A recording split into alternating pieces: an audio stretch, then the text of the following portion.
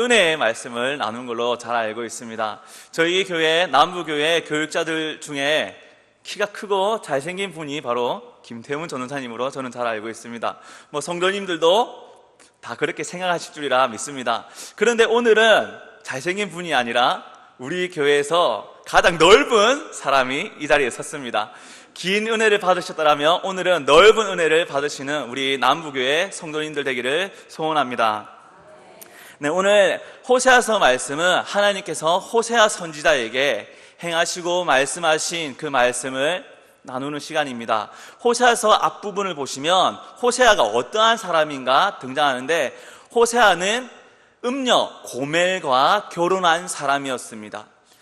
세상을 살아가는 사람들은 의의 기준, 사람의 의의 기준으로 말미암아 음녀와는 기피를 하는 것을 잘 알 수 있습니다. 그런데 하나님께서는 이 호세아에게 음녀와 결혼을 하라고 명령하십니다. 여기에 호세아는 순종하여서 음녀와, 즉 고멜과 함께 결혼을 하는데, 고멜과 결혼한 이후에도 그 자녀를 낳음에 또한 가정생활을 하는 가운데서도 음녀 고멜은 자신이 있어야 되는 위치를 알지 못하고 다른 남편, 다른 남자들을 찾아서 떠나가는 것을 볼 수 있습니다. 그러나 호세아는 떠나간 고멜을 기다리고 또한 찾아서 당신이 있을 자리가 어디인지를 깨닫게 합니다. 고멜은 훗날 그 자신이 있어야 될 집, 자신이 있어야 될 곳, 자신의 가정이 어디인가를 깨닫게 되는 것이죠. 이것을 보면 호세아서의 전반적인 내용을 알 수 있습니다. 하나님께서는 우리가 어떠한 자임을 깨닫게 하시기 위해서 이 호세아서 고멜과 같은, 고멜이 집을 나갔지만은 그 고난 가운데서 내가 있어야 할 것이 어딘가를 깨닫게 하는 것이 바로 호세아서였습니다. 자, 오늘 11장 말씀을 본격적으로 나눠보도록 하겠습니다. 1절 말씀입니다. 이스라엘이 어렸을 때 내가 사랑하여 내 아들을 애굽에서 불러냈거늘. 창세기를 보시면 하나님께서 이스라엘 백성들을 어떻게 해서 선택하시는지 잘 나타나 있습니다. 그처럼 하나님은 이스라엘 백성과 오늘날 믿는 자들, 성도들에게 하나님은 단순히 나의 백성으로만 부르시는 것이 아니라 나의 아들, 내 아들이라고 말씀하십니다. 이것은 오늘날에만 국한된 것이 아니라 구약 성경을 돌아가서 찾아보시면 창세기에서 벌써 이러한 영원한 약속이 있었다는 것을 우리는 잘 알 수 있습니다. 창세기 17장 7절 말씀에 어떠한 말씀이 기록되어 있냐면, 내가 내 언약을 너와 너 및 내 대대 후손 사이에 세워서 영원한 언약을 삼고 너와 내 후손의 하나님이 되리라 라고 말씀하십니다. 이처럼 하나님은 영원한 언약을 우리 사람과 맺으셨습니다. 그러나 그 사람, 모든 인류가 아니라 하나님께서 택한 자들에게 언약을 세우셨다는 것을 볼 수 있습니다. 즉 제한적이라는 것이죠. 하나님의 선택 가운데 있는 자들만 하나님의 아들로서 부르심을 받았다는 것을 창세기에는 명확히 말씀하고 있습니다. 이처럼 오늘 호세아서에서도 이스라엘을 부를 때에 내 아들이라고 불러주십니다. 즉 영원한 언약, 아무리 이스라엘 백성들이 음행을 저지르거나 우상을 숭배하더라도 하나님에게는 영원한 언약 백성으로서 하나님은 이스라엘 백성들을 여기셨다는 것입니다. 하나님께서는 이스라엘과 영원한 언약을 맺으셨다는 것이죠. 그리고 출애굽기 말씀을 보시면 이스라엘을 인도하실 때에 이스라엘을 어떻게 여기시는지 분명히 또한 말씀하고 계십니다. 출애굽기 4장 22절 말씀에 너는 바로에게 이르기를 여호와의 말씀에 이스라엘은 내 아들, 내 장자라 라고 말씀하십니다. 그 아들 중에서도 바로 장자라는 것입니다. 장자는 무엇입니까? 하나님, 즉 아버지의 기업을 유업으로 받을 자가 바로 장자라는 것입니다. 하나님은 단순히 우리를 부르실 때, 영원한 언약을 맺으실 때 그냥 긍휼의 대상으로만 여기신 것이 아니라 장자로서 그 긍휼 가운데서 하나님 나라, 하나님 유업을 이어갈 자로서 아브라함과 이스라엘 백성과 오늘날 성도들을 택하시고 부르시다는 것입니다. 그런데 이 호세아서를 보면 이스라엘 백성들의 삶은 장자와 또한 하나님의 백성과는 조금 거리가 먼 모습을 볼 수 있습니다. 호세아서에서 이스라엘 백성은 누구를 참 신으로 섬기는지 그들의 실상이 2절 말씀에 기록되어 있는데요, 2절 말씀을 함께 읽도록 하겠습니다. 11장 2절 말씀입니다. 시작. 선지자들이 그들을 부를수록 그들은 점점 멀리하고 바알들에게 제사하며 아로새긴 우상 앞에서 분향하였느니라. 아멘. 이스라엘 백성들은 하나님 앞에서 제사를 드리거나 예배를 드린 것이 아니라 우상들 앞에서, 바알 앞에서 제사를 드렸다라고 호세아서는 기록하고 있습니다. 장자, 유업을 받을 자들이, 하나님 말씀에 순종해야 될 사람들이 하나님 말씀이 아닌 세상 것, 가나안 우상, 물질 숭배를 하고 있다라는 것입니다. 이것은 호세아서 말씀이 기록될 당시만 해당한 것이 아닙니다. 하나님께서는 출애굽 당시 이스라엘 백성들에게 가나안 땅에 들어가기 전부터 물질과 또한 세상과 하나님이 누가 참 신이며 무엇을 섬겨야 될 것인가를 명확히 말씀하셨습니다. 출애굽기 34장 15절과 16절 말씀에 기록된 말씀을 함께 나누도록 하겠습니다.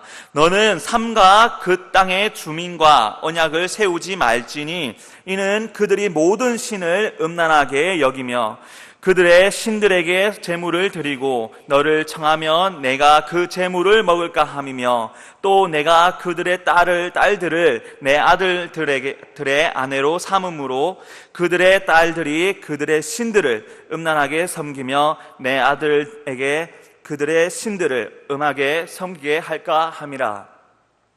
하나님께서는 출애굽 당시에 가나안 땅에 들어가기 전부터 이스라엘 백성들에게 이러한 것을 조심하라, 이러한 것을 행하지 말라라고 분명히 말씀하셨습니다. 그러나 우리 사람은 망각의 존재라고도 많이 말합니다. 즉 우리는 귀한 것을 구분치 못하고 또한 나의 육신의 유익과 정욕만을 쫓아가는 것이 우리의 사람이며 사람의 죄성이라는 것을 우리는 말씀을 통해서 잘 알고 있습니다. 이스라엘 백성들도 하나님이 불기둥과 구름 기둥으로 눈에 보이면서 함께 하시면서 인도하셨지만은 이스라엘 백성들은 견고한 믿음을 갖지는 못했다는 것을 알 수 있습니다. 하나님께 직접 말씀을 받은 모세의 가르침으로 말미암아 그들은 말씀을 들었지만은 그 말씀이 마음판에 새겨지기보다는 한 귀로 듣고 한 귀로 흘려버리는 실수를 범하게 되었습니다. 하나님께서는 이 모세를 통하여서 많은 율법과 계명을 말씀하셨습니다. 율법과 계명은 그 당시에만 국한된 것이 아니라 그 이전의 삶과 그 이후의 삶 모든 것을, 즉 하나님 앞에서 살아갈 때 우리 사람이 어떻게 살아가야 되는가를 분명히 가르쳐 주신 귀한 말씀이었습니다. 하지만 이스라엘 백성들은 시간이 흐르고 또한 그들이 원하는 바와 다르게 나라가 이끌어지고 세워지고 나아가는 가운데서 이스라엘은 하나님보다 번성하는 옆나라, 번성하는 이방 국가를 쫓아가기 시작했습니다. 그러므로 가나안 땅에 있는 많은 사람들과 동맹을 맺기도 하였으며 또한 가나안 땅에 있는 여인들과 결혼을 하여서 혼탁한 문화와 우상 숭배가 이스라엘 가운데 들어오게 되었습니다. 이 가운데서 이스라엘은 자신들이 원하는 삶을 살았습니다. 육신이 원하는 삶과 또한 자신들이 원하는 왕을 세워서 이스라엘이라는 국가가 세워지고 그 국가가 영원하기를, 계속되기를 바랬습니다. 다윗 왕조 시대에 다시 이스라엘은 회복하는 모습을 보였습니다. 하나님 말씀으로서 내가 어디에 있는지를 깨달은 다윗은 하나님께 회개와 고백을 하며 하나님 말씀에 순종하여서 이스라엘과 이스라엘 백성들을 인도하였습니다. 마치 모세가 이스라엘을 인도함과 같이 다윗 시대도 하나님 말씀 가운데서 인도함을 받았다는 것으로 잘 알 수 있습니다. 그러나 다윗이 온전히 하나님 말씀에 순종한 것처럼 보였지만은 다윗도 실수를 범하게 되었습니다. 바로 자신의 부하 장수의 아내를 취하게 된 사건이죠. 이 사건으로 말미암아 나단 선지자에게 그 나쁜 주인이 누구냐를 들었을 때 다윗은 깨닫게 됩니다. 내가 이러한 큰 죄를 저질렀구나라는 것을 깨닫게 됩니다. 그를 통해서 다윗은 고백합니다. 시편에서 다윗은 나의 눈물이 나의 침상을 띄웠다라고 고백을 합니다. 다윗이 얼마나 하나님 앞에서 자신을 고백하였지만은 그 고백 가운데서도 사람의 정욕에 무너지는 것을 다윗은 경험하고 회개하였습니다.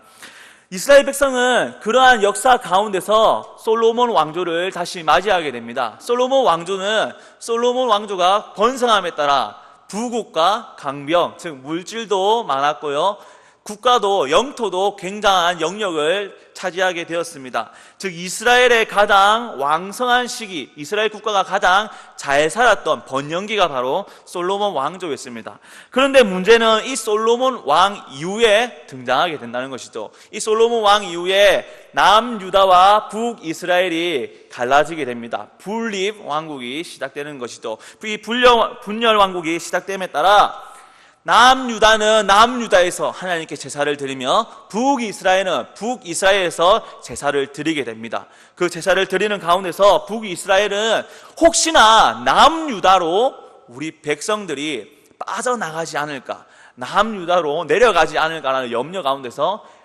인간의 제단을 쌓게 됩니다. 너희는 이제 남유다로 갈 필요 없이, 예루살렘으로 갈 필요 없이 북이스라엘에서도 제사를 지낼 수 있다 하여 베델을 제사장으로 만듭니다. 그러나 그 베델은 호세아서에서 벳아웬으로 불리기 시작합니다. 벳아웬, 하나님께 제사를 드리는 것이 아니라 우상숭배, 악의 제사를 드리는 곳으로 변질되었다는 것입니다. 그 가운데서 북이스라엘은 하나님께 제사를 드리는 것보다 우리나라가 잘 살기를, 우리나라가 부국 강병하기를 원하면서 주변 나라의 우상인 바알신과 아세라신을 섬기며 제사를 드리게 됩니다. 그를 통해서 2절 말씀에 이스라엘 백성들이 분명히 우상 숭배를 하고 있다고 말씀하고 있습니다.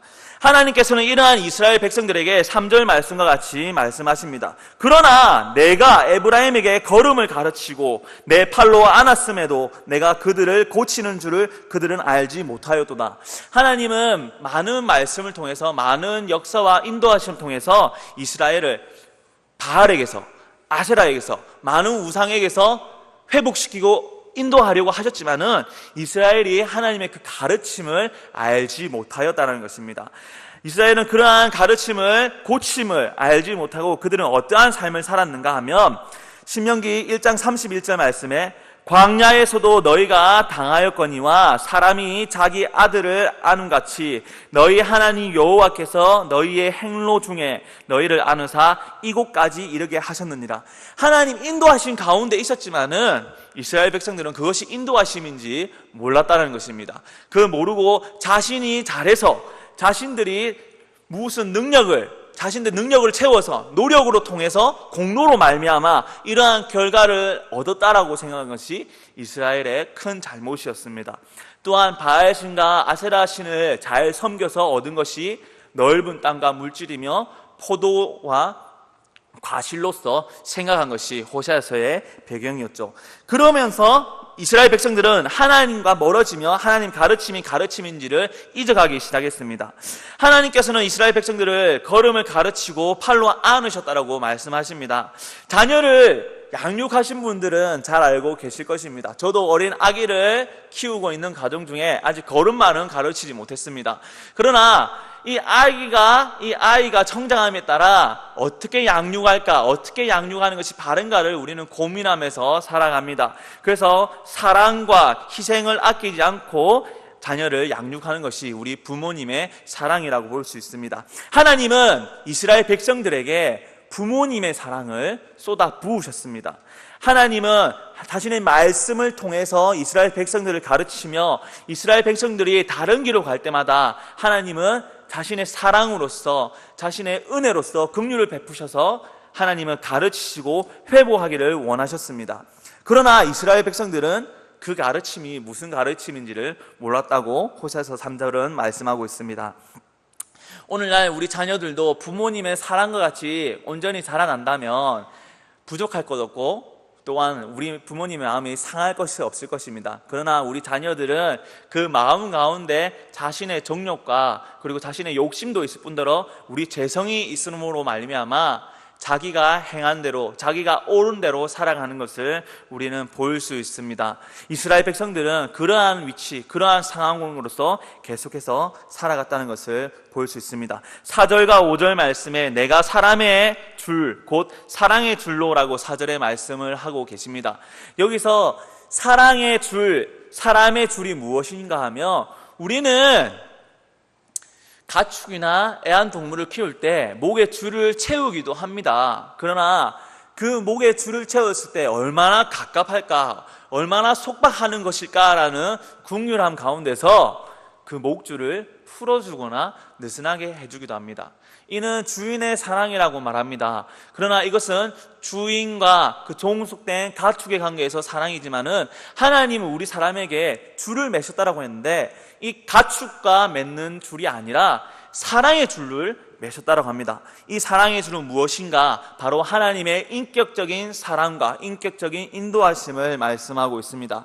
하나님은 이 이스라엘 백성들이 잘못된 길로 가더라도 강권적으로, 강압적으로 이스라엘 백성들을 끌고 오시는 것이 아니라 사랑의 줄로서, 안음으로써 계속 사랑의 품으로써 인격적으로 인도하고 계셨다라는 것입니다. 그럼에도 불구하고 이스라엘 백성들은 그 사랑을 알지 못하며 계속해서 악행을 저지르게 되었습니다. 하나님께서는 이러한 이스라엘 백성들에게 하나님은 회초리를 들게 들으셨습니다. 바로 이것이 호세아서가 말하고 있는 전체적인 주제입니다. 사랑의 하나님이 사랑으로 인도하십니다. 그러나 이스라엘 백성들이 그것을 알지 못하고 방탕한 길로 우상 숭배로 살아갈 때 하나님은 따끔하게 심판으로서 이스라엘을 다시 부르신다는 것이죠. 사랑이 없다라면, 인격적인 분이 아니라면 이러한 방법을 행하지 않으십니다. 하나님은 어떻게 이스라엘 백성들의 인격적으로 행하는지 호세아서에서 계속해서 말씀하고 계십니다. 돌아오라, 돌아오라, 이스라엘 백성이여 돌아오라라고 하나님은 고매를 기다리는 호세아와 같이 인격적으로 이스라엘을 기다리고 계십니다. 하나님은 광야에서 이스라엘을 어떻게 인도하셨습니까? 불기둥과 구름기둥으로 밤과 낮을 구분치 아니하고 또한 굶주림과 배고픔 가운데서 굶기시지 아니시고 줄이시지 아니하시고 만나와 메추라기로 이스라엘 백성들을 인도하셨습니다. 이스라엘 백성들은 그것이 우리에 대한 사랑이라고 생각했습니다. 그러나 그 사랑을 편협적으로 생각한 이스라엘 백성들은 물질적인 체험이 사랑이라고 잘못된 생각을 했다라는 것이죠. 그래서 이스라엘은 그 사랑을 주는 이방 신들, 우상을 더욱더 쫓았다는 것입니다. 그래서 블레셋과 그리고 가나안에 있는 많은 족속들이 섬기는 아세라와 가나안을 쫓게 되었다는 것이죠. 즉 이스라엘이 가장 추구하는 것은 물질적인 행복이었다는 것입니다. 이에 따라 하나님께서는 5절 말씀에서 이들을 심판하실 것을 미리 말씀하십니다. 5절 말씀에 그들은 애굽 땅으로 되돌아가지 못하겠거늘 내게 돌아오기를 싫어하니 아수르 사람이 그 임금이 될 것이라. 하나님께서는 애굽으로 돌아가지 못하겠다, 이 말씀은 애굽의 종살이보다 더욱더 심한 고통을 통해서 너희가 누구의 백성인가를 알게 하겠다라는 것입니다. 즉 이전과는 더욱더 따끔한 회초리를 통해서 하나님이 이스라엘 백성을 심판하시겠다는 것을 말씀하십니다. 또한 이 심판 가운데서 누가 이스라엘을 다스리게 될 것인지도 말씀하고 있습니다. 바로 5절 후반절에 아수르 사람이 그 임금들이 될 것이라고 하나님께서는 말씀하고 계십니다. 훗날 호세아서 이후의 말씀을 보시면 아수르가 이스라엘을 정복하게 됩니다. 아수르가 이스라엘을 다스리면서 이스라엘은 여러 나라에 흩어지기도 하며 하나님이 참 우리에게 말씀하시고 구하셨던 것이 무엇인가를 깨닫게 됩니다. 즉 이스라엘은 사사기와 마찬가지로 다른 나라의 지배 가운데 있을 때, 고난 중에 있을 때 오히려 하나님의 사랑을 더욱더 깨닫고 부르짖고 찾는 백성이라는 것을 바로 나타내고 있습니다. 오늘날 우리는 어떠한 위치에 있습니까? 장자의 위치에 있습니까? 아들의 위치에 있습니까? 아니면 심판받는 이스라엘의 위치에 있습니까? 우리는 하나님께서 주신 모든 환경, 물질뿐만이 아니라 오늘날 살아 숨쉬고 내가 하나님께 찬송을 드릴 수 있고 말씀을 묵상할 수 있다, 신앙생활을 할 수 있다는 그 자체가 하나님의 은혜라는 것을 기억하지 못하고 물질 채울 때만, 내가 큰 물질을 받았을 때만 하나님이 역시 나와 함께 하는구나 라고 생각하고 있지는 않습니까? 7절 말씀에 내 백성이 끝끝내 내게서 물러가나니 비록 그들을 불러 위에 계신 이에게로 돌아오라 할지라도 일어나는 자가 하나도 없도다. 하나님이 호세아에게 그 심판을 임하기 전부터 계속 말씀하셨습니다. 다른 선지자들, 많은 선지자를 통해서 하나님은 이스라엘 백성들을 인도하고자 했지만은 이스라엘은 그 길을 열고 있지 않았습니다. 그 물질 가운데서, 세상과 정욕 가운데서 그들의 죄악 가운데 있었으므로 하나님을 간과하고 살아갔습니다. 그래서 하나님께 일어나서 하나님께 방향을 돌리는 자가 없었다라고 하나님 그 상황을 자세히 말씀하고 있습니다. 이것이 바로 사람입니다. 우리 사람은 하나님 말씀이 없는 상황에 처하게 된다면 바로 이러한 길로 빠지게 된다는 것입니다. 우리가 살아가는 갈 때 우리가 무엇을 가장 중심으로서 기준으로서 살아가야 할까요? 바로 하나님의 말씀이라는 것입니다. 사람의 말이 아니라 사람이 아무리 달고 좋은 말을 할지라도 그것을 귀에 담지 않고 쓴 말일지라도 심판일지라도 하나님의 말씀을 듣고 살아갈 때 바로 그것이 하나님께로 향하는 길이라는 것입니다. 6절 말씀에 칼이 그들의 성읍들을 치며 빗장을 깨트려 없이 하리니 이는 그들의 계책으로 말미암음이니이다 라고 말합니다.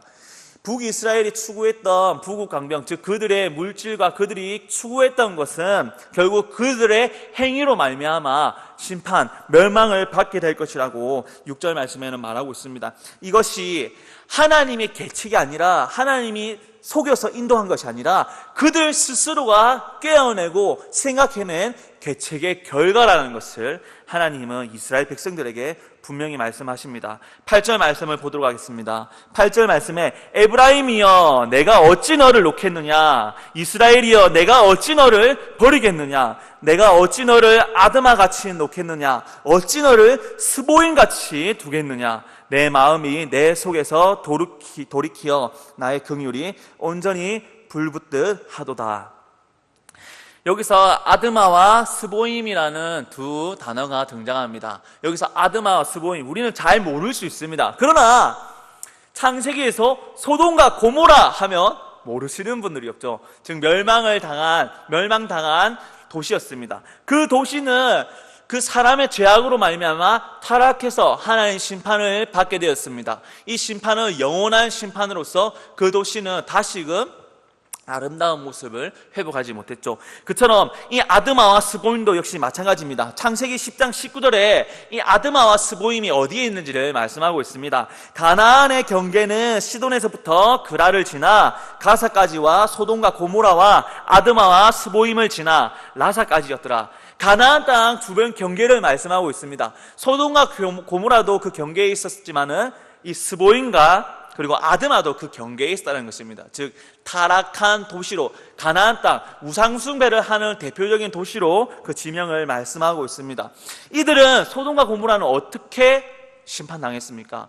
영원한 심판을 당했습니다. 즉 아드마와 스보임, 소돔과 고모라, 이 영원한 심판이 임할 것인데, 그러나 이스라엘 너희에게는 이러한 영원한 심판이 아니라 나에게 돌아오라라는 심판을 내리시겠다라고 하나님 긍휼을 보이신다는 것입니다. 영원한 심판이 아니라 하나님께로 돌아오라라는 심판을 하나님이 행하실 것을 말씀하십니다. 즉 사랑의 매로서 심판을 약속하고 계신다는 것이죠.